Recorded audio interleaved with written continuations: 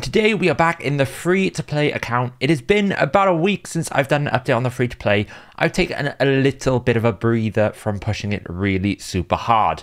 It was getting quite a bit of a chore with the main account and everything else going on that it just needed a bit of a breather. But we have still been playing it. We've still been progressing quite well. And the good news is today is the Champion Chase tournament. So I was smart. I didn't instantly get my Gembo from the Prime Gaming.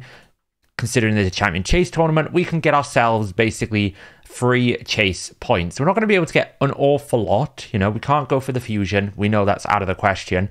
But I can get 100 energy. So we were going to get Gembo straight away, but unfortunately, I have used the promo code last night. So I really don't understand why we have to have a 24-hour limit on promo codes. But it means we've got to wait another 10 hours before we can get the Gembo. But we will be able to get the Gembo today. Gembo is probably going to become my primary arena nuker because he is Void Affinity. And he also benefits from the fact that he gives himself a lot of stat buffs. You know, we get a 20% aura, which is the best aura that I have on my account. We get an increased crit rate and an increased crit damage on himself, then an extra turn. So that's extra stats that I wouldn't have normally. Then we have this big AoE attack. He has a chance of decreasing duration of all buffs by 1 turn when you book him. You can't resist that on critical hits, so it's doesn't need accuracy. And of course we have this passive, which is what makes Gembo so special. He ignores unkillable when he's got an increased attack on himself. So you need to bring an increased attack champion, someone like a Spirit Host, to be able to enable that. But it means if there's any Swift Parry, if there's a Skull Crown, a Leorius the Proud, all those champions that kind of have some like unkillable effects, he's just going to bypass it. Pretty great. And because he's Void, it means I won't have any affinity issues. We can probably break through some of those ultimate death knights that cause us a lot of problems because it's magic versus force. So Gembo is going to be a very good early game nuker, probably all the way through to the end game for me for a very long time. It's worth the investment. I don't know whether he's going to be my next 60, but he's going to be very close to being my next 60. I've got 3 at the moment. I'm working on food for probably 2 more. Now that the blessings have changed, Rhonda is actually getting less usage for me because I'm not really going to index her into accuracy just to enable this Brimstone. So to be honest, Rhonda is going to get probably vaulted very quickly and used in sort of 3v3 if I need a secondary sort of damage dealer in arena. But as soon as Gembo comes in, like, he's going to take over a lot of Rhonda's position. So Rhonda is kind of in this position now where she's likely going to get vaulted soon and then forgotten about for a very long time, which may blow people's minds. But to be honest, I still don't think that Rhonda is worth an investment for me, purely because I already have a magic-based nuker. I don't need another one. But Hoscarl now is getting closer to 60 along with Coffin Smasher. We have started working on their masteries, but I haven't been pushing super hard. As I said, I'm behind the curve of a lot of players. It's a ×2 Void. We've got 1 Void Shard. We'll get a Void Shard tomorrow from our monthly, which is quite cool. So there's 2 chances I get something out of those Void Epics. In an ideal world, I can get an Epic out of it. So that would give me 350 points twice. So that would give me 700 points. And that would get me very close to sort of this XP boost here, I guess, with a bit of 100 energy. It's not really that crazy considering, you know, we get so much XP boost in this game. You don't really need more. Like, I got a month's worth of XP boost. I'm not really stressed at all about that. In terms of the fusion plan for my free-to-play, I am not bothering even considering any of the champions. However, if I pick up one of the Shadowbow Turtleaxe, I will keep hold of him just because of the faction wars that's going to come out eventually. And he's not the worst champion in the world. You know, we do get an AoE nuke here at least. But he's just not like crazy. And this other champion, Maruka, I don't see much use for. You know, we get a decreased speed. Okay, not bad. Single target cleanse and a heal. I've already kind of got Jamasa for that, and I don't really use her. And a revive on death I have 0 use for. So, you know, Maruka for me is just not worth using. So I'm not really going for her, and I can't go for the legendary because I just don't have the shards to be able to compete in these chase and summon rush tournaments. So to me, the fusion is out of the question, which is somewhat of a blessing in disguise.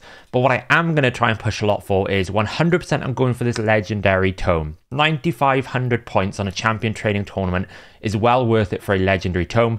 We'll pick up some anniversary tokens on the way, and then we're just going to see where we are in the tournament bracket for this Alton of the Shell. If I can pick up Alton of the Shell in this free-to-play, I think he's actually quite a good pickup for my level of account. I don't have any legendaries pulled so far. I only have the Rhonda that I got for free. So any legendary at this point of the account is going to be worth getting. He's kind of like a damage-based Cornelia for me a little bit. The idea is you're meant to come in with this sleep. You know, it's 100% chance unbooked to sleep. 100% chance if unbooked. That's a big deal. That means I can just throw him in a team. Okay, it's a 5-turn cooldown. It's a long cooldown. But I can just throw him in the team. Great.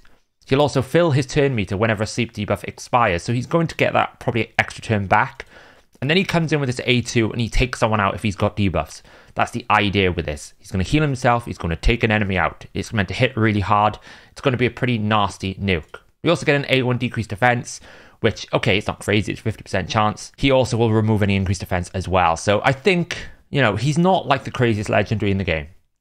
By far. You know, he's not a champion that I would like push extremely hard for in this champion training tournament. However, if I get a good bracket, you know, so far the person at the top has only got 4,000 points. I'm just doing normal champion training. I'll get food from this. So it's not the end of the world if I don't get him. I'll have rank 5s to use. So I'm going to at least get the legendary tome. Then we're going to see where we are. That's the plan with the champion training tournament. Let's summon the Void Shard. Let's see what we get. Maybe we'll get something. Maybe we get nothing. ×2 chance. In terms of any sort of voids that I'm looking for, at this point of the account, like any void epic is going to be probably quite good. You know, a Sala of the Mourner, worth looking into. Someone like a Demitha would be huge. A Godseeker, huge. Maneater obviously is crazy. If we get a Maneater, that would be really good for sort of clan boss. But generally speaking, we're kind of looking at any void epic. If we get a void legendary, well, the whole, you know, the world changes. But any void epic, this is what we're looking for. But it's only one shard, so let's be honest. It's going to be a rare. That's the way the world works. What are we going to get? It's a rare, and it's a dagger. Okay. Has a 50% chance of placing a decreased attack. Has a 50% chance of placing a 50% decreased attack if it's under decreased defense. And there's an AoE decreased defense. It's not that great, right? It's an 8% turn meter drop. Armiger does 30%. I've already got an AoE decreased defense, which is 100% with Deacon. And I don't need a decreased attack because I've got Coffin Smasher. So ultimately, it's just food, unfortunately. That is the state of the game with that. But that's to be expected. There's only one Void Shard, right? You can't expect the world. Shards for me have been pretty rough on this account so far. We haven't really picked up many decent champions. But we'll get another shot at it tomorrow. As I said, we'll be going through that. The other thing we did pick up, I had to grind a hell of a lot in the tag team tournament, which, to be honest, is worth it because you get 300 energy and a rank 4 chicken. Like, for a free-to-play account that's below level 50, this is worth doing. It's a lot of tag team fights. And, you know, if I can win one of these tournaments, at least come second, there's an epic book here for me. That's really big. And 6-star or 5-star legendary Relentless gear, again, it doesn't matter if it's relentless, it's good quality gear, which is what you don't have in this early game account. So getting this 4-star chicken is going to be big, but I picked up the essence. And in the Ultra Souls, we were able to get a blessing for Deacon Armstrong, which is big because it now means we can put cruelty on Deacon, which is probably the best blessing for him, particularly at the moment. So we're able to go into here, we're going to get cruelty. That's going to decrease defenses on enemies and bosses by 10 and 5%. It's actually quite big. It is worth it. You know, other options, we could go with Aura. But I mean, 2.5% on a 19% speed is not that crazy in terms of a benefit. Obviously, we're not going to use any of these Crushing Rends or Incinerates. Heaven Cast, there's no point because we need his A2 and his A3. This is not really relevant. So then it's kind of like you then go into the Phantom Touch realm, which has already been nerfed.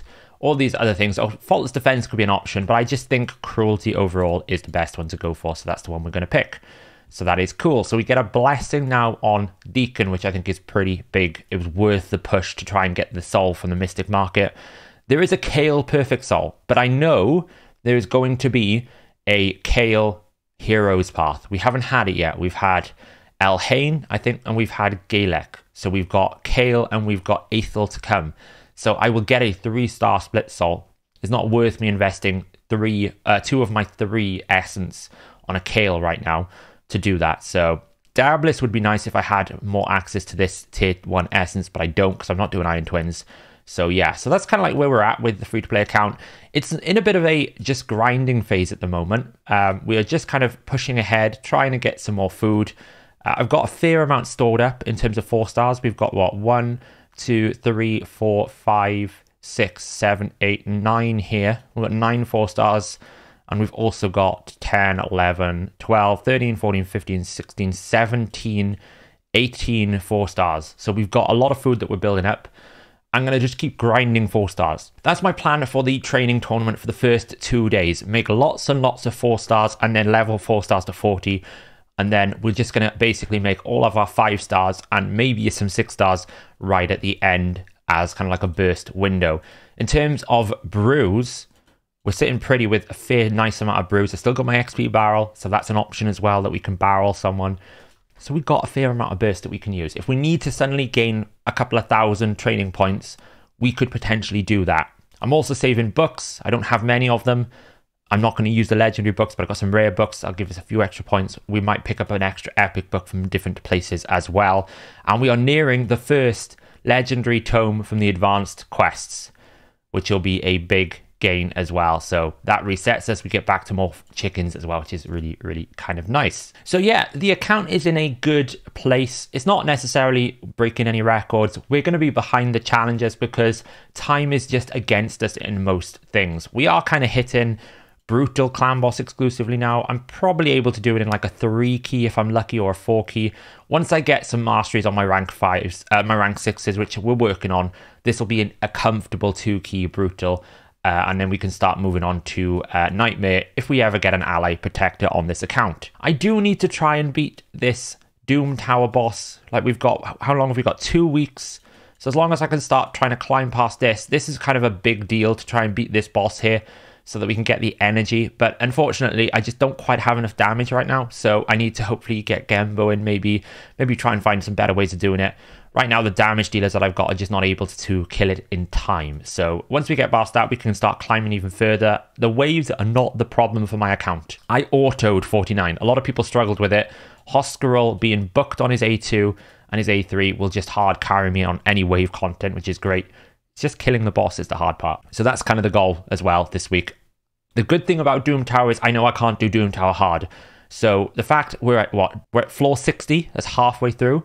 So I need another 6 days potentially to get to the top, or as high as I can to the top. Ideally, this Void Shard would be nice if I could get through it this weekend.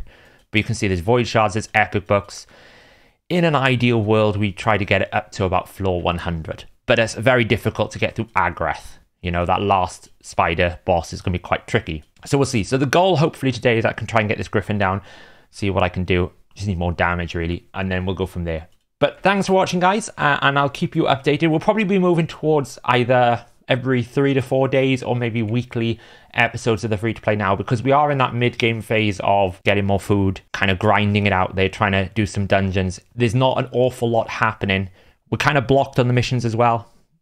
We've got to wait till Sunday, so that's kind of a blocker.